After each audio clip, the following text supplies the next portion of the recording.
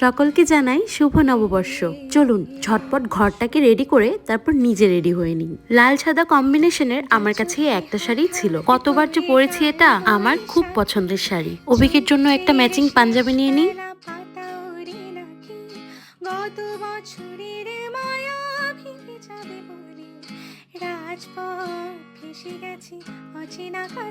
ব্যাস ঝটপট রেডি হয়ে নিয়েছি দুজনে।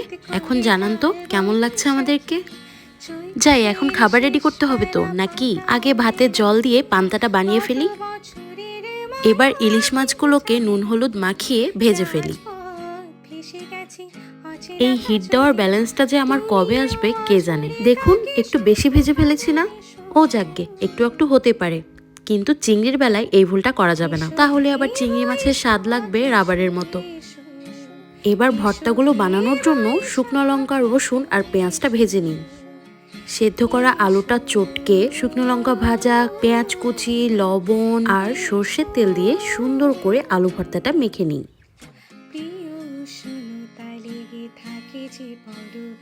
ব্যাস হয়ে গেল। এবার রেডি করি ডাল ভর্তা। ডালটা সেদ্ধ করার সময় এর সঙ্গে আমি কিছু রসুন দিয়েছিলাম। এখন শুকনো লঙ্কা, পেঁয়াজ কুচি, লবণ আর সরিষার তেল দিয়ে ভালো করে ডাল ভর্তাটা মেখে নিচ্ছি।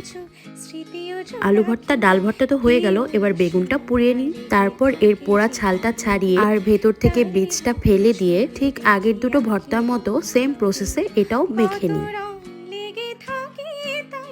চলুন এবার সার্ভ করা যাক। এই মাটির থালাটা আমাদের দেশে কত অ্যাভেলেবেল, তাই না?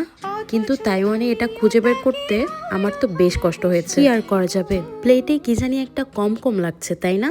রাইট, কাঁচামরিচ। চলুন গাছ থেকে কেটে প্লেটে দিয়ে দিই, তার সঙ্গে একটা পেঁয়াজ।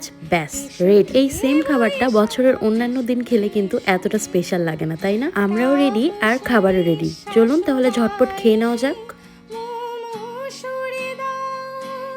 খাওয়া দাওয়া শেষে আমরা দুজনে নিচে চলে গেলাম একটু ফটোশুট করার জন্য।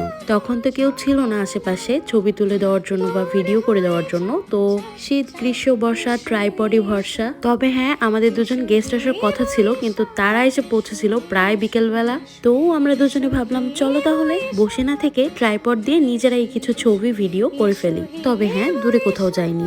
আমাদের বাসার নিচটাই অনেক বেশি সুন্দর না? এই ছোট্ট আর্টিফিশিয়াল পুকুরটাতে আবার অনেকগুলো শাপলা ফুটেছিল। তো এই ছিল বিদেশে আমাদের প্রথম বৈশাখ কাটানোর গল্প।